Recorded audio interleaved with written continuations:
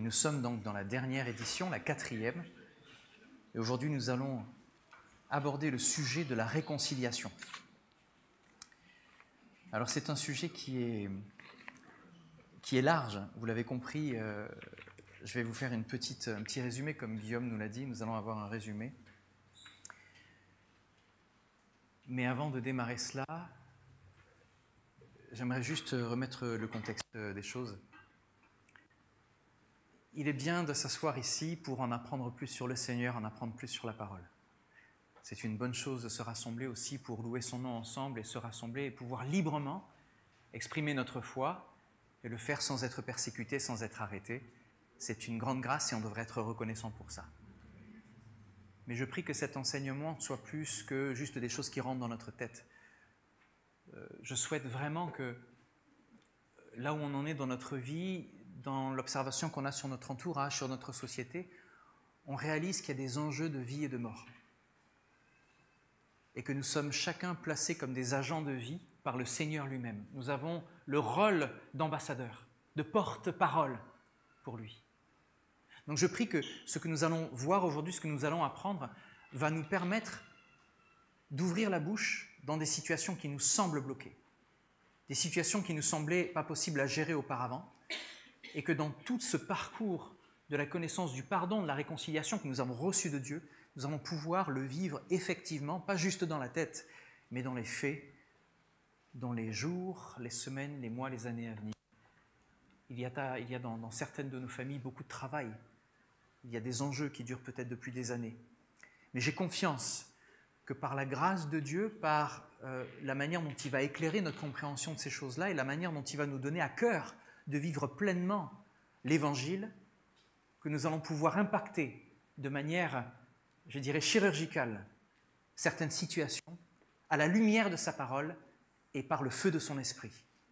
Et dans ces conditions-là, je sais que quand notre foi rencontre la parole de Dieu et que nos actes, le courage de passer à l'œuvre malgré la peur, que le Saint-Esprit nous fasse avancer comme ça, je crois que les choses vont changer. Je crois que nous sommes là, pas seulement pour être des consommateurs, mais pour être des acteurs zélés. Donc c'est dans ce contexte que je voulais remettre cette méditation d'aujourd'hui. Et la méditation d'aujourd'hui, je l'ai appelée « La réconciliation au-delà du pardon ». Alors je fais un petit récap. Nous avons vu tout d'abord que quand nous nous offensons les uns les autres, quand il y a une offense, c'est Dieu qui est le premier offensé. C'est lui à qui nous devons demander pardon en premier, c'est lui aussi qui est l'auteur du pardon. Nous avons vu qu'il y a une différence aussi entre l'offense en elle-même et l'offenseur. Je me rappelle de ce verset dans l'Ancien Testament qui dit que Dieu ne veut pas que le méchant périsse, mais qu'il se repente.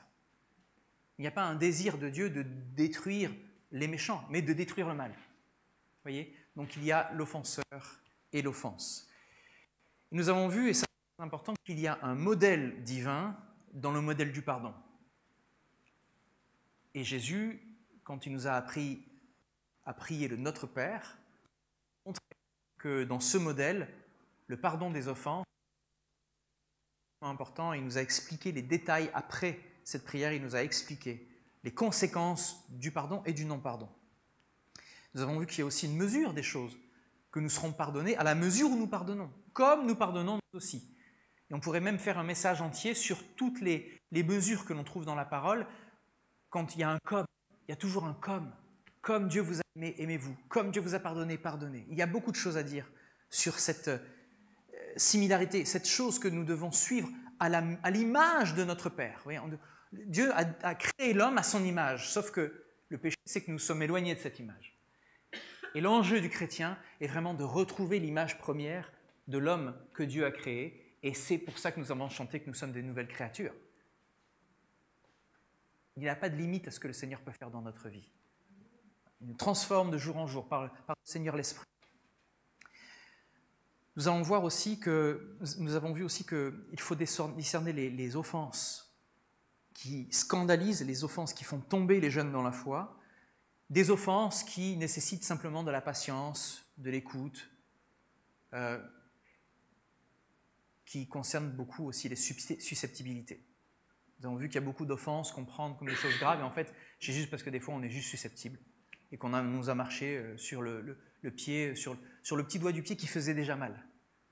Et c'est à nous de travailler tout ça, de pouvoir sérieusement regarder la gravité des offenses. Et il y a des offenses qui sont beaucoup plus graves, et le Seigneur nous a montré que certaines offenses méritent qu'on attache une pierre de meule autour du cou de la personne qui a péché et qu'on l'envoie au fond de l'océan. Et ça, c'est les offenses qui font tomber les plus petits dans la foi. Et le Seigneur Jésus est très, très sérieux sur ce sujet-là. Et donc, nous avons vu la semaine dernière qu'il y a le sujet de la colère et de la haine. Et nous avons la colère et la haine, même si elles sont naturelles. Rentrez les enfants, rentrez. Asseyez-vous devant. Bienvenue. Donc vous venez sur la fin du récap. On a vu que dans ce processus du pardon, il y a le problème de la colère et de la haine. Et que ces deux sujets, c'est totalement naturel. Qu'il ne faut pas les regarder comme quelque chose d'absolument inhumain. Au contraire, c'est profondément humain de rentrer en colère et même que la colère grandisse sur la haine, mais que ça doit être géré avec soin pour éviter que ça conduise à des actions destructrices. Et on a vu ce verset qui nous dit « Quand vous vous mettez en colère, si vous vous mettez en colère, ne péchez pas ». Et nous avons vu que l'Esprit de Dieu et l'action de Dieu dans notre vie met à court ce chemin de haine pour apporter le pardon. Et aujourd'hui, nous allons vers la réconciliation. Donc, nous avons vu que la Bible a surmonté toutes nos émotions par le pardon, la prière. J'entendais récemment une prière où, avec beaucoup d'humilité, quelqu'un priait en disant « Cette nature humaine est tellement difficile, on n'arrive pas à contrôler nos émotions, donc tout ça, Seigneur, viens nous aider. » Et j'aimerais simplement dire « Oui, c'est ce que le Seigneur nous permet de faire. » Vous savez, dans le fruit de l'Esprit, en Galates 5, 22, il y a la maîtrise de soi. Et ce fruit-là, frères et sœurs, messieurs, mesdames, ce fruit-là est vraiment une clé dans le processus du pardon, la réconciliation, au niveau de la communication entre nous. La maîtrise de soi, c'est même si tu dois te laisser mordre et attaquer de manière difficile, tu restes en maîtrise de toi, tu écoutes comme tu aimerais que le Seigneur t'écoute quand toi tu t'énerves. Comme le Seigneur nous a aimés, nous devons nous aimer les uns les autres. Je referme la parenthèse. Donc ce sujet aujourd'hui qui est profondément ancré dans notre foi, je vous l'ai dit, nous sommes des ambassadeurs, nous avons un ministère de réconciliation. Donc nous allons aujourd'hui discerner dans le processus du pardon la question de la réconciliation qui est au fond le processus final du pardon. Et comme la semaine dernière, je vous ai montré un tableau pour introduire le culte. Je vous ai montré cet œuf un petit peu abîmé, brisé contre cette poire qui était un petit peu pourrie. Je vous ai montré, c'est un petit peu nous. Hein. Nous sommes des personnes qui sont brisées émotionnellement, physiquement, de toutes les manières, mais nous devons grandir ensemble. Là, j'aimerais vous donner un exemple historique qui concerne la réconciliation. Et je vais vous parler juste 2 minutes de la question de l'apartheid. Donc pour certains qui connaissent un petit peu l'histoire de l'Afrique du Sud, il y a une grande figure de la paix en Afrique du Sud qui est Nelson Mandela. Alors pour ceux qui ne connaissent pas l'apartheid, c'est un système de ségrégation raciale qui était extrêmement oppressif et qui a duré des décennies en Afrique du Sud. Et parce que Nelson Mandela s'est élevé contre ces injustices, il se retrouvait en prison. Il aurait pu sortir plus tôt s'il avait renié son appel et sa foi, mais il est resté 27 ans en prison. Et donc, cet apartheid a séparé énormément de gens de leur race et ça a créé d'énormes inégalités. Et quand l'apartheid a pris fin en 1994, avec l'élection de Nelson Mandela comme président, la nation a décidé comment gérer les crimes horribles qui ont été commis pendant cette période. Alors pour aborder ces crimes, et c'est là que vous allez voir qu'il y a une influence de l'Esprit de Dieu dans la personne même de Nelson Mandela. J'ai discuté avec des membres de Soweto Gospel Choir et ils me disaient, nous on a grandi avec Nelson Mandela, on a joué même auprès de sa famille, on le connaissait et c'était un homme de foi, un homme qui aimait le Seigneur, un homme qui partageait notre foi évangélique. Et donc ce gouvernement sud-africain a créé la commission, écoutez bien, Vérité et Réconciliation, CVR. Cette commission permettait aux personnes qui avaient commis des actes de violence de confesser leurs crimes publiquement et en retour d'obtenir l'amnistie si elles disaient toute la vérité. C'est chaud. L'idée était que pour construire une paix qui soit durable, le pays avait besoin de vérité, c'est-à-dire admettre le mal qui avait été fait, et de pardon. Si vous savez les violences, pour certains d'entre vous, vous connaissez, mais si vous connaissiez les violences qui ont été faites, il y a des choses où vous avez dit non, on ne peut pas pardonner ce genre de choses. Mais un homme s'est levé en tête de ces nations avec cette vision de vérité et de réconciliation. Grâce à cette commission, beaucoup de victimes ont pu pardonner aux auteurs de leurs crimes, surtout en entendant leur confession qui était sincère. On l'a vu aussi lors du premier volet sur le pardon, quand Corrie ten Boom, pour ceux qui n'ont pas vu, vous pouvez voir la vidéo, c'est sur notre chaîne YouTube, mais quand Corrie ten Boom était face à son oppresseur, à la fin d'un culte, alors que la paix était revenue, Corrie ten Boom a fait face à l'un des gardiens qui était dans ce camp de concentration où sa sœur est morte, où elle a souffert le martyre. Et nous nous sommes rappelés que ce geôlier, ce gardien a tendu la main à Corrie ten Boom en lui disant « J'aimerais vraiment l'entendre de vos lèvres, est-ce que vous me pardonnez ?» Nous avons vu que c'est le Seigneur qui a donné l'énergie à Corrie ten Boom de le faire. Elle a simplement tendu la main, elle a demandé au Seigneur de faire le reste, elle a fait le premier pas et le Seigneur a fait le reste. Et donc cette confession sincère, un remords profond, une repentance amène au pardon. Dieu n'aurait pas pu nous pardonner si nous ne serions pas repentis. Même si Dieu a fourni tout ce qu'il fallait en Jésus-Christ, tout son amour, il a tout fait parfaitement pour nous réconcilier avec lui, si nous ne repentons pas, nous ne pouvons pas recevoir cet amour et la colère de Dieu reste sur ceux qui sont rebelles à son amour. Nous avons vu que la repentance est la clé du pardon. Donc Nelson Mandela et l'archevêque Desmond Tutu, qui présidaient la commission, ont plaidé pour le pardon comme moyen de guérir les blessures de la nation. Malgré tout, la réconciliation, c'est-à-dire la restauration complète des relations et l'élimination des divisions raciales et économiques, était beaucoup plus difficile à atteindre. Bien que le pardon ait aidé à apaiser certaines tensions dans le pays, la réconciliation totale a nécessité et nécessite encore aujourd'hui, des dizaines d'années après, un travail continu pour surmonter le racisme, les inégalités, les injustices qui perdurent. Donc pardonner, c'est un pas important, mais la réconciliation complète nécessite un engagement qui est profond et qui est soutenu pour restaurer les relations et corriger les torts qui ont été faits par le passé. En Afrique du Sud, le pardon a été crucial, mais la réconciliation, c'est encore un chemin qui est long, qui est complexe et qui continue à être emprunté aujourd'hui. Il y a beaucoup de pays qui ont connu ces sortes de prise de conscience, de renouveau. On voit en Inde aussi que les castes entre les différentes classes ont été jetées, ont été condamnées, mais elles existent toujours.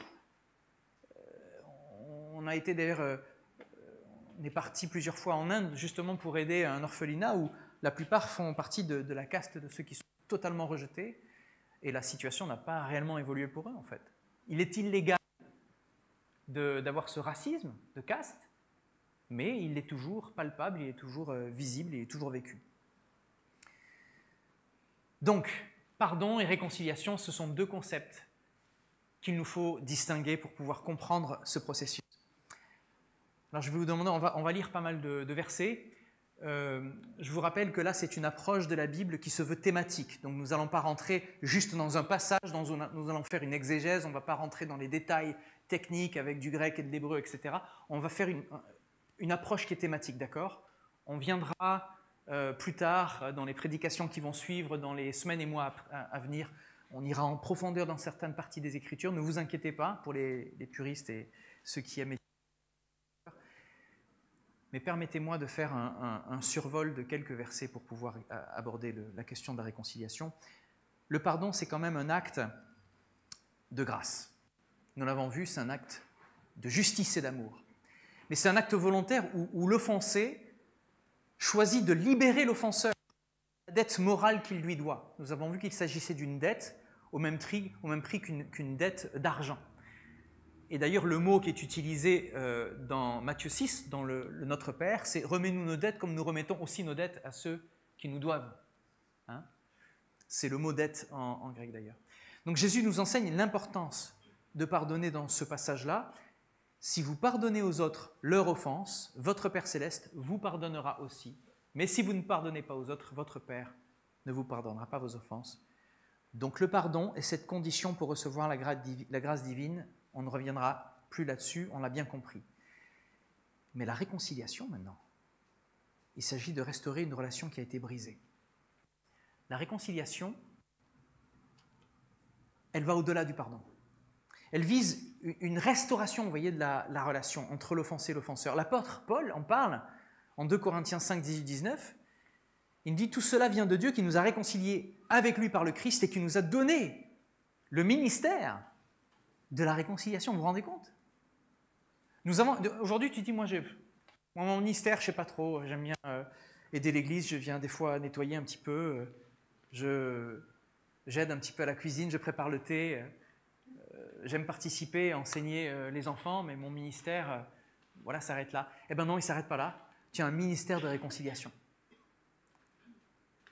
Tu as un ministère, c'est-à-dire à partir du moment où tu as accepté que Christ est mort pour tes péchés, que tes péchés ont été effacés, que tu as accepté que par sa résurrection, tu as une vie nouvelle, c'est-à-dire une nouvelle motivation, une nouvelle raison de te lever le matin, une nouvelle raison de vivre. Et surtout, si tu as accepté que par le fait que le Seigneur soit monté et qu'il ait reçu toute autorité, qui t'ait donné son Saint-Esprit, tu as une fonction d'ambassadeur. Tu ne peux pas détacher le salut, cette fonction d'ambassadeur, c'est un tout, c'est l'œuvre de Christ, ces 3 axes que nous avons déjà étudiés, c'est l'œuvre complète de Christ qui fait de toi un agent actif. Donc tu as un ministère de réconciliation. En effet, Dieu était en Christ réconciliant le monde avec lui-même en ne tenant pas compte des péchés des hommes et il a mis en nous la parole de la réconciliation. Ici, Paul montre que la réconciliation, c'est une œuvre divine, un processus par lequel Dieu va restaurer la relation brisée avec l'humanité par Jésus-Christ. C'est une restauration qu'il veut avec nous. Il y a un danger, c'est de confondre le pardon et la réconciliation. Souvent, on est tenté de penser que pardon, c'est synonyme de réconciliation. Cependant, c'est vraiment crucial de comprendre que ces 2 idées, ces 2 notions sont distinctes. Le pardon, c'est toi qui le donnes. Il est consommé totalement quand la personne t'a demandé pardon. Tu le donnes et si la personne te demande pardon, le pardon est complet. Mais la réconciliation, elle nécessite un effort commun pour la restauration de la relation. Dans Matthieu 18, c'est quoi Matthieu 18? Vous vous rappelez? C'est le chapitre de la résolution des conflits, le chapitre de comment traiter ce qui ne va pas dans l'Église. Et je vais le rappeler une dernière fois. Quand 2 ou 3 sont assemblés en mon nom, je suis au milieu d'eux, c'est dans le cadre d'un conflit et de la résolution d'un conflit que l'on n'enlève pas la puissance de ce verset qui est vertigineuse. Parce que quand on a peur de s'asseoir avec quelqu'un pour résoudre un conflit, c'est ce verset qui devrait nous revenir à l'esprit. Quand 2 ou 3 sont assemblés dans ce cadre-là de la résolution du conflit, le Seigneur est là. Tu ne peux pas avoir de doute qu'il ne soit pas là, parce que tu cherches le pardon et tu cherches la réconciliation.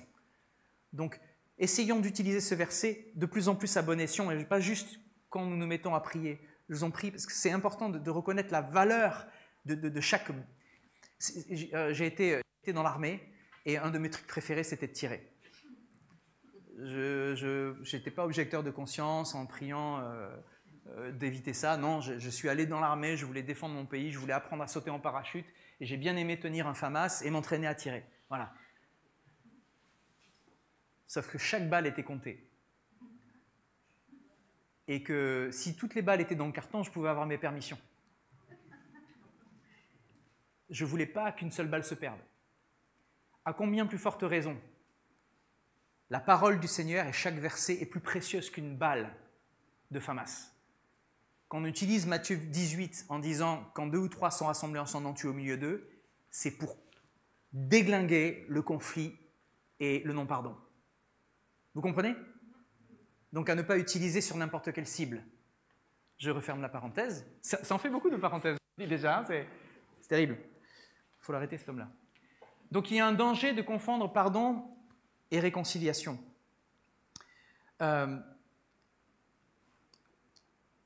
Ici, Paul nous dit, il nous donne vraiment un exemple qui est parfait. Il décrit le processus de réconciliation. Dans Matthieu 18, il est écrit justement, si ton frère a péché, va le reprends-le entre toi et lui seul. S'il t'écoute, tu as gagné ton frère. S'il ne t'écoute pas, prends avec toi une ou deux personnes, afin que toute l'affaire se règle sur la déposition de deux ou trois témoins. S'il refuse de les écouter, alors dis-le à l'Église. Et s'il refuse aussi d'écouter l'Église, qu'il soit pour toi comme un païen, un publicain, bref, quelqu'un à évangéliser. Pas quelqu'un à jeter dehors à coups de pied, on a bien compris, hein, d'accord? C'est quelqu'un qu'il va falloir nous évangéliser, ça veut dire qu'il ne vit pas l'Évangile. Et ici, Jésus montre que la réconciliation, c'est un processus qui nécessite la volonté de toutes les parties qui sont assises autour de cette table de résolution. Et c'est là qu'il faut discerner donc cette réconciliation du pardon, puisque le pardon nous amène autour de cette table, m'être réconcilié, c'est se dire, on ressort en se serrant la main en disant que le problème est derrière nous.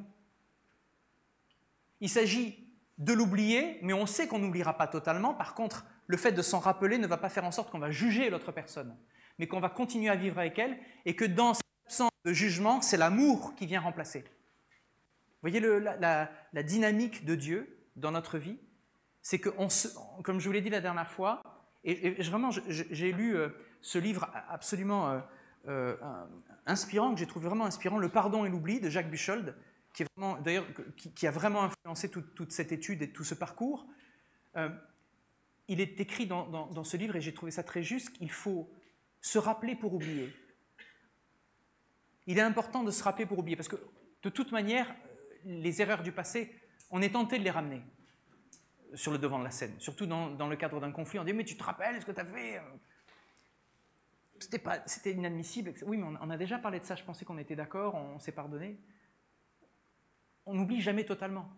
Mais quand on se rappelle des choses, c'est pour dire « j'ai choisi de pardonner », comme Dieu n'est pas frappé d'amnésie, il a choisi de ne plus se souvenir. Il a choisi, on l'a vu, hein, tous les termes, on a vu tous les termes techniques, il a choisi de couvrir notre faute, de passer par-dessus la faute, de l'oublier, de l'éloigner aussi loin que l'Est l'est de l'Ouest. C'est un choix, comprenez? Donc là, il est important maintenant de lier pardon et réconciliation.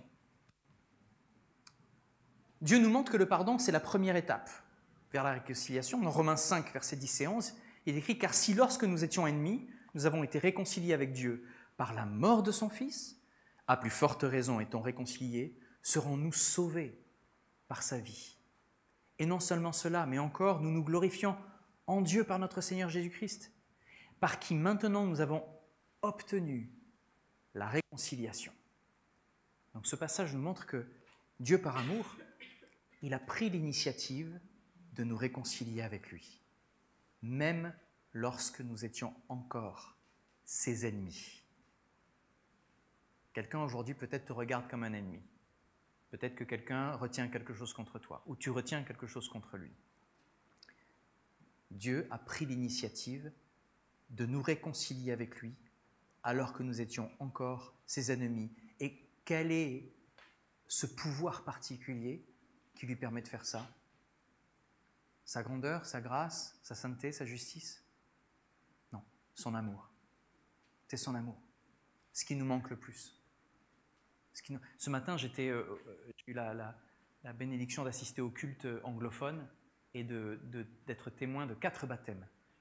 Et une des personnes qui était là, une adulte, disait combien elle avait souffert et combien le fait de ne pas avoir eu de père l'avait amenée réellement à une vie sèche. Et elle ne pouvait pas retenir ses larmes quand elle a compris, quand elle a expliqué que l'amour de son Père dans les cieux est venu répondre à toutes les attentes de sa vie. Et tous les endroits qui bloquaient dans sa vie, le sentiment de trahison, le sentiment d'être rejeté, le sentiment de ne pas faire partie du groupe, le sentiment qu'elle n'était pas assez belle, pas assez bonne, pas assez... a été remplacé par l'amour du Père dans sa vie. Et c'est une personne restaurée qui se tenait devant nous et qui rentrait dans les eaux du baptême, qui sont peut-être encore chaudes alors, là-bas d'ailleurs. Cet amour-là, on ne peut pas donner ce qu'on n'a pas reçu. Vous m'entendez souvent le dire, on ne peut pas donner ce qu'on n'a pas reçu, et cet amour-là nous vient de Dieu qui a pris l'initiative de nous réconcilier avec lui, alors que nous étions encore ses ennemis. Et ça nous appelle à considérer le rôle du chrétien. En tant que chrétien, nous sommes appelés à imiter l'exemple de Dieu. Dans 2 Corinthiens 5, 20, un petit peu plus loin, Paul nous exhorte, nous faisons donc des fonctions d'ambassadeurs pour Christ, comme si Dieu exhortait par nous. Comme si. Vous avez vu, à nouveau, il y a à nouveau un comme. Comme si Dieu exhortait par nous. Nous vous en supplions au nom de Christ, soyez réconciliés avec Dieu. Paul est en train de faire quelque chose qui est très clair là. Il est en train de dire, si vous êtes réconciliés avec Dieu, si vraiment c'est le cas, vous êtes ambassadeur. Tu n'as pas pile sans face sur la pièce que le Seigneur te donne là. Tu ne peux pas enlever l'une de l'autre. C'est les deux faces du chrétien.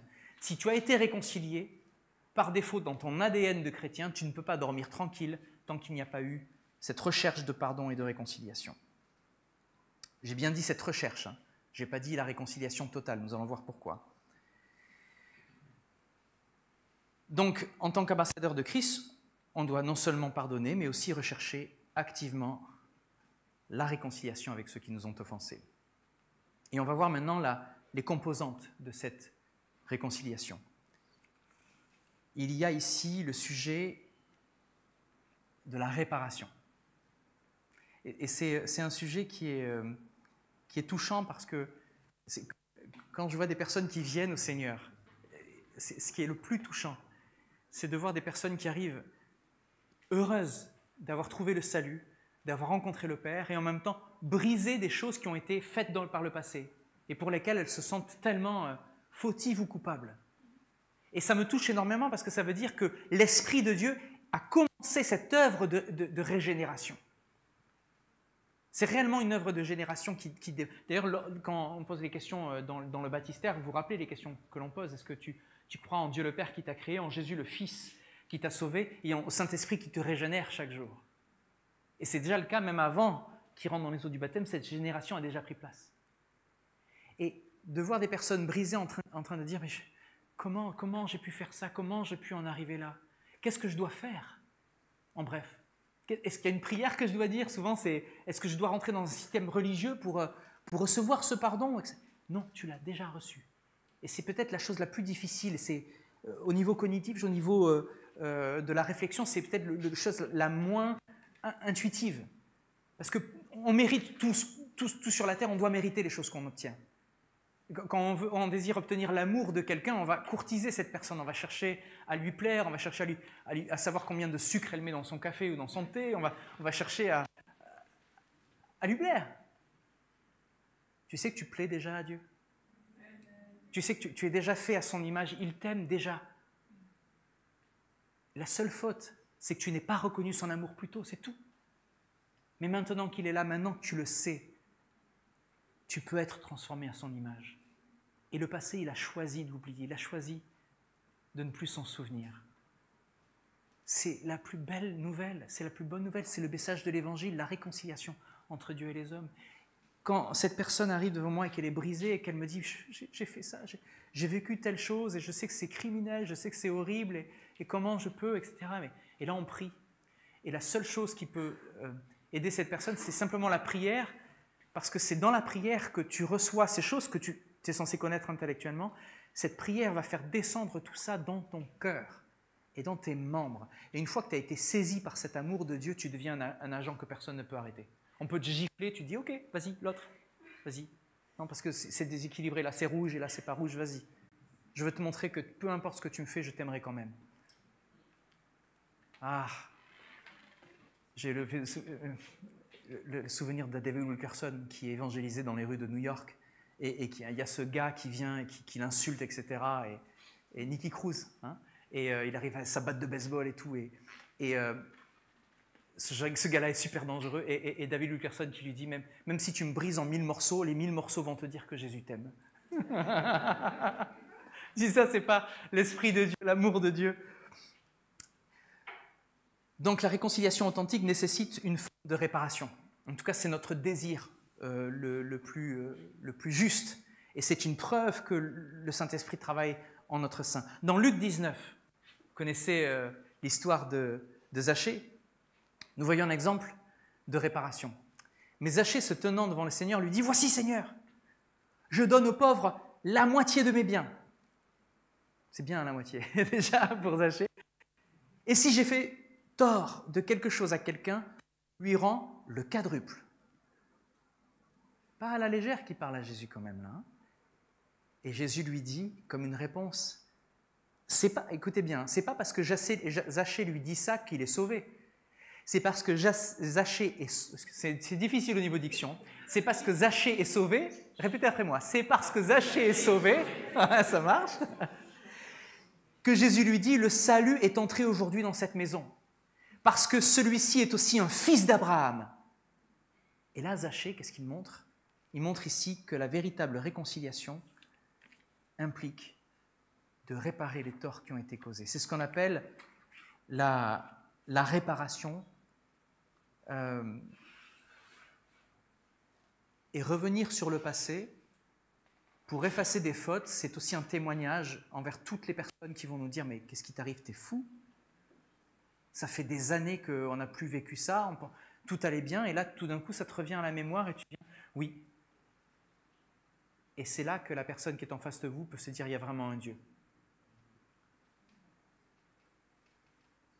Quand vraiment on revisite nos fautes avec le désir, pour les fautes reconnues, hein, il y en a qu'on ne reconnaîtra pas, on ne peut pas tout savoir. Hein. Seigneur, c'est toi qui connais les pensées de mon cœur, viens, sonde mon cœur et dis-moi si je suis sur une bonne voie. David sait très bien qu'il déraille un peu, hein, parce qu'il insulte ses ennemis, il veut leur casser la mâchoire, etc. Il lui dit à la fin quand même, regarde si je suis sur une bonne voie, viens sonder mon cœur. On ne sait pas tous les torts qu'on fait. Mais ceux qui sont clairs, même les plus petits, il est bon de se dire « je vais le revisiter et je veux mettre les choses en ordre ». C'est un témoignage. Ce n'est pas nécessaire pour le salut, vous êtes déjà sauvés. Mais parce que vous êtes sauvés, vous avez envie de faire ces choses. C'est ça qui est merveilleux. Vous comprenez, on ne met pas la charrue avant les bœufs, jamais. C'est d'abord l'amour de Dieu, d'abord son Saint-Esprit et puis les œuvres. Ce n'est pas les œuvres qui nous amènent plus près de Dieu, pas du tout. Que ce soit bien entendu, le Seigneur n'attend pas à ce que nous fassions des œuvres pour nous rapprocher de lui. C'est lui qui s'est rapproché de nous. Et il nous a dit, maintenant, mon fils, ma fille, je te donne mon esprit, va. Ce que ta main trouve à faire, fais-le, je suis avec toi. Pour être sûr que tu ne dérailles pas, quand même, viens à l'église, viens faire les études bibliques, viens, écoutez, on va prier ensemble, etc. Parce que tout seul, des fois, on peut dérailler à nouveau, on se dit, ah, j'ai la Bible, ça me suffit. Non, tu as besoin des frères et sœurs. Parce qu'il y a des fois, moi-même, hein, même dans mon chemin pastoral, à un moment, les frères et sœurs, ils ont fait, Cyril, on peut te parler 2 minutes ? Il faut qu'on parle. On peut aller dans le fossé, même quand on connaît la théologie, même qu'on a bien su la Bible, même qu'on est un grand étudiant, qu'on a des doctorats, on peut se tromper. Et on se trompe parce qu'on est humain et on fait des erreurs. C'est pour ça qu'on doit se soumettre mutuellement les uns aux autres. Et c'est comme ça que cette Église est dirigée. Il y a des anciens et ils se soumettent les uns aux autres. Et s'il y en a un qui part un petit peu en ligne, que ce soit le pasteur ou un autre, et on va prier, on va se mettre ensemble, on va discuter, mais on partira comme un seul homme. Ça ne passera pas autrement à EBE. Une faute peut être réparée. Une autre composante essentielle de la réconciliation, c'est l'oubli de la faute, comme je vous l'ai dit. Ça ne signifie pas qu'on doit littéralement oublier, mais on doit choisir de ne plus laisser cette faute influencer notre relation future. Je vous en avais parlé un petit peu plus haut, mais c'est là dans mes notes. Dans Ésaïe 43, au 25, Dieu dit « C'est moi qui efface les transgressions, pour l'amour de moi. Pour l'amour de moi. Et je ne me souviendrai plus de tes péchés. Le Seigneur dit pour l'amour de moi-même, parce qu'il est fidèle à lui-même, parce qu'il ne reviendra pas sur ce qu'il a décrété. Je choisis de ne pas souvenir de tes péchés. Je choisis de ne plus me souvenir de tes péchés. Nous sommes appelés nous-mêmes à libérer nos relations des chaînes du passé. C'est une condition. Tu peux pas, si tu regardes à ton passé, tu vas tomber sur ton futur. J'ai fait ça pour que tu t'en rappelles. Mais il y a une limite, malheureusement, à la réconciliation. Il faut quand même être réaliste et être prudent avec la réconciliation. Certaines personnes se disent « oui, mais tu comprends, il faut quand même que je continue avec lui, je continue à le voir, parce que si on s'est réconcilié, c'est vraiment parce que il faut qu'on continue à travailler ensemble. » Oui, mais si sa réaction est toxique et à chaque fois que tu le vois, ça finit en pugilat, et il va falloir faire quelque chose d'autre là. Il y a quelque chose, il faut continuer à travailler, ou il faut à un moment se dire « protège-toi ». La réconciliation n'est pas toujours possible. Il est important de reconnaître que malgré tous les efforts, certaines relations ne peuvent pas être complètement restaurées. Regardez dans Romains 12 au verset 18. Paul dit quoi? Il dit « S'il est possible, autant que cela dépend de vous, soyez en paix avec tous les hommes. » Ce verset, il dit bien ce qu'il veut dire. Il montre qu'il peut y avoir des circonstances où la paix et non la réconciliation totale est le mieux qu'on puisse espérer. Il est mieux de se dire cette personne vaudra mieux plus la croiser pour que la paix puisse demeurer et qu'on puisse continuer à travailler. C'est arrivé à Paul et Barnabas. Barnabas se dit « je veux travailler avec Marc ». Paul dit « non, il ne nous a pas suivis dans les derniers voyages, on ne va pas continuer, enfin, on ne peut pas faire ça parce qu'il n'est pas prêt. Non, on n'est pas d'accord. Bon, ben va de ton côté, moi j'irai du mien. Pas de souci. » Après, on voit qu'ils s'entendent très bien. Mais il y a des conflits où on se dit pour qu'on ait la paix, on va chacun aller de notre côté. C'est plus juste comme ça. Alors, il n'y avait pas un conflit ouvert là, hein, avec Paul, on est d'accord. Mais tu vois que des fois, pour qu'il y ait la paix, il faut qu'il y ait une distance. Il y a un rôle, il y a le rôle du réalisme dans tout ça. La réconciliation, elle doit être abordée avec ce réalisme. Parfois, la distance, comme je vous l'ai dit, est nécessaire. Abraham et Lot, par exemple, c'est un bon exemple. En Genèse 13, versets 8 et 9.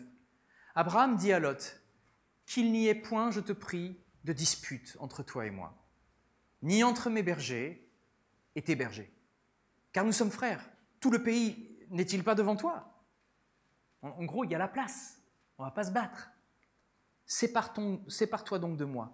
Si tu vas à gauche, j'irai à droite. Si tu vas à droite, j'irai à gauche.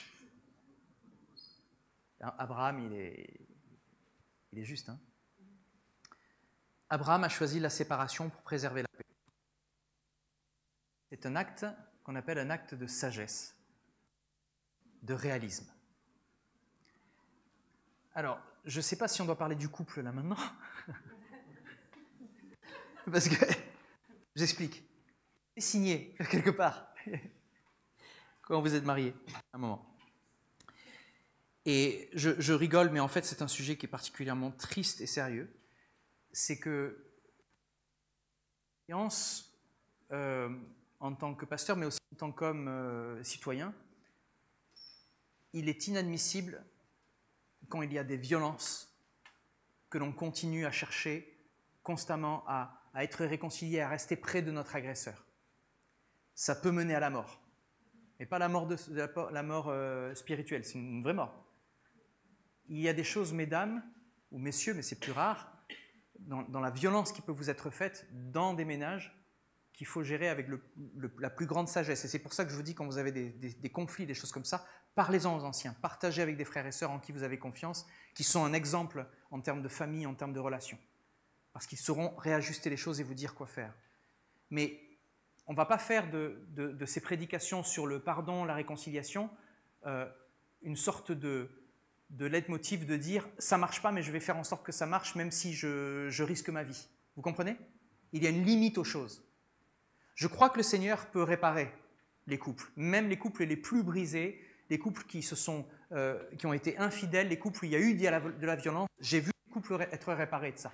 Je suis témoin de réparation totale. Et la réconciliation, c'est toujours une œuvre qui met du temps.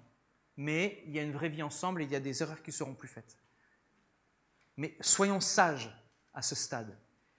Et quand je parle de paix et de séparation pour avoir la paix, ce n'est pas non plus le chemin à employer quand on est dans un couple et qu'on se dit ben, pour être en paix tous les deux, toi tu vas dormir là-bas, moi je dors là. Comprenez? Je vous parle vraiment de choses concrètes là. C'est que tant qu'il n'y a pas eu une table devant toi, devant tes ennemis avec ta couple qui déborde, le sujet n'est pas traité. Psaume 23, hein, même quand je traverse la vallée de l'ombre de la mort, je ne crains aucun mal, car tu es avec moi. Hein. Vous pouvez traverser des moments extrêmement difficiles et c'est pour ça que on rit souvent quand on parle du couple ici parce que c'est un sujet qu'on aime beaucoup et il y a beaucoup d'exemples qui sont drôles à partager et on préfère en rire souvent qu'en pleurer parce que à la fin, normalement, tout le monde gagne avec le Seigneur Jésus. Toujours. Toujours. Et on mène des combats avec les frères pour voir des couples justement retrouver les joies des premiers jours, retrouver cet amour qui était là au début, mais même plus que ça, parce que pour ceux qui connaissent l'histoire, quand le Seigneur est au centre, quand la corde à 3 brins est là, hein, quand ce troisième brin de la corde est là, elle ne casse pas et au contraire, en fait, j'ai remarqué qu'elle se fortifie. Et que l'amour qui pouvait être peut-être simplement des étincelles dans les yeux se transforme en un amour qui est profond, véritable, durable et basé sur quelque chose de très très solide et basé aussi sur des épreuves traversées avec sang, sueur, larmes et victoire. Et c'est là que le Seigneur nous attend. C'est qu'en face, chaque conflit, il y a une table où 2 ou 3 sont rassemblés. Vous entendez? 2 ou 3, ça peut être 2 personnes et puis un ancien, par exemple, pour parler et arriver à la résolution.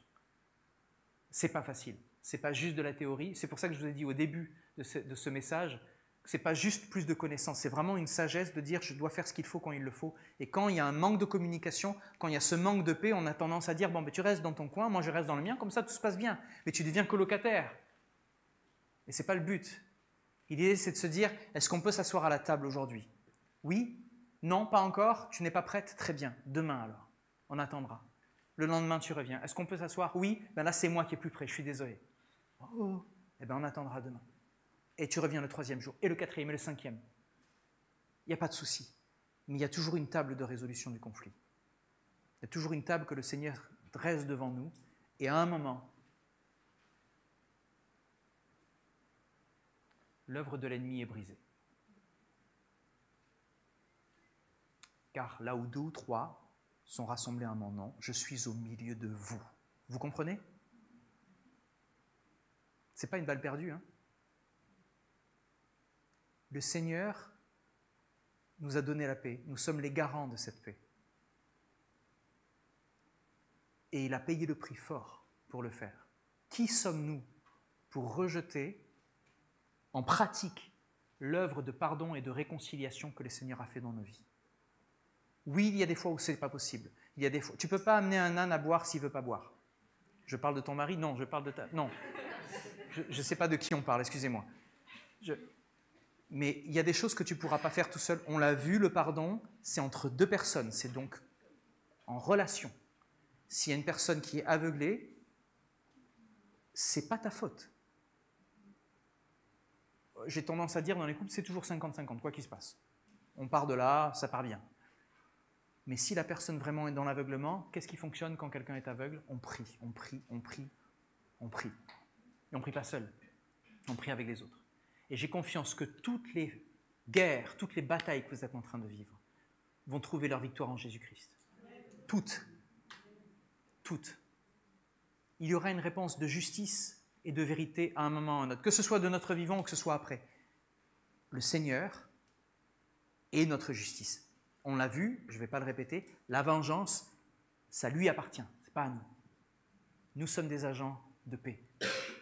Nous sommes habités par la présence même de Dieu qui a réconcilié l'irréconciliable, qui a pardonné l'impardonnable, qui a donné sa vie saine, pure, sans péché, alors que nous ne sommes pas saints, pas purs et pas sans péché. Mais c'est lui qui a pris notre place. Et il décide aujourd'hui de nous traiter comme ses enfants. Il décide de nous voir comme saints. Il nous appelle saints. Il va même au-delà, il dit « Soyez parfaits comme je suis parfait. Vous êtes faits à mon image, soyez transformés en mon image. » C'est ça qu'il dit. Le chemin est long. Il met du temps. Mais il est au milieu, il est dans la barque. Il vous semble qu'il dort, mais il est bien là. Ne paniquez pas, il y a la tempête, il dort, il est là. Quand je regarde les couples, qu'est-ce que je vous aime quand je regarde les couples qu'on connaît depuis des années, certains des dizaines d'années, on a traversé tellement de choses et à chaque fois le Seigneur est victorieux. On est d'accord? On est d'accord.